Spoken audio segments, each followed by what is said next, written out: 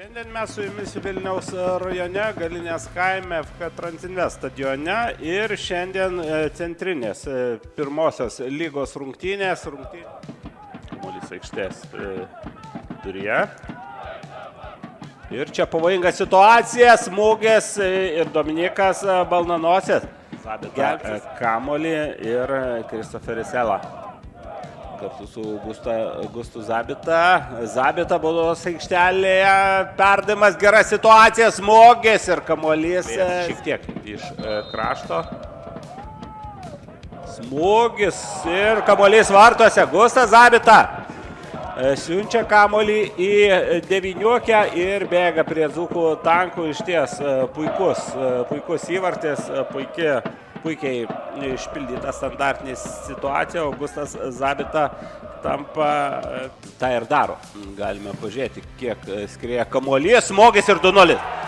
2-0, dar viena standartinė situacija ir dabar jau Kristoferis Ela.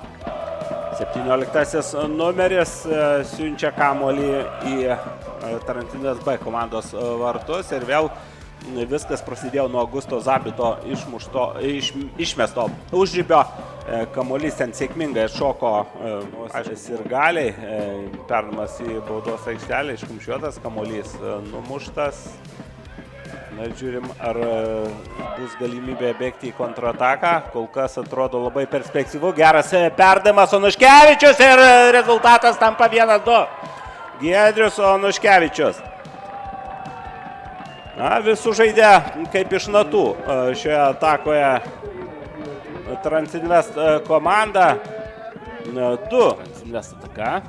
Belionis Česnauskui, pastarasis geroj pozicijoje, perdavimas į baudos aikštelės vidurį, smūgis, kamuolys skrieja į vartų plotą, bet tiesiai į Airidą Mickevičių. Nemažas skaičius aktyviausių sirgalių dzūkų tankų šiandien yra čia, Galinės kaime. O Dainava vėl atakuoja ir vėl apvogtas gynėjas, smūgis ir rezultatas tampa 3-1. Na, vėl klaida ir atrodo tokia situacija, kur nelabai iš tokios situacijos galima mušti įvarčius, bet pasirodo viskas įmanoma. Čia labai lengvai praleidžia Transinvest žaidėjas. Ir baudinys atnešė, bet yra susitarimai ir rezultatas 2-3. Emilis Liubinas siunčia kamuolį į vieną pusę, vartininkas krenta į kitą. Šį kartą suregzti nepavyko. Žilo. Sužaidžia sienelę, ten kairėje yra perspektyvi situacija. Perdavimas, smūgis ir kamuolys vartuose.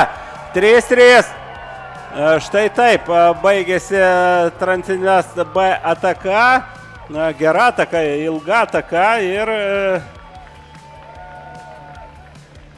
Davidas Česnauskis.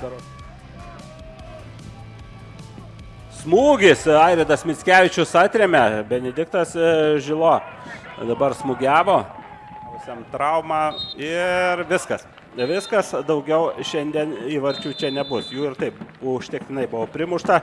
Transinvest, DFK Dainava, varžovai.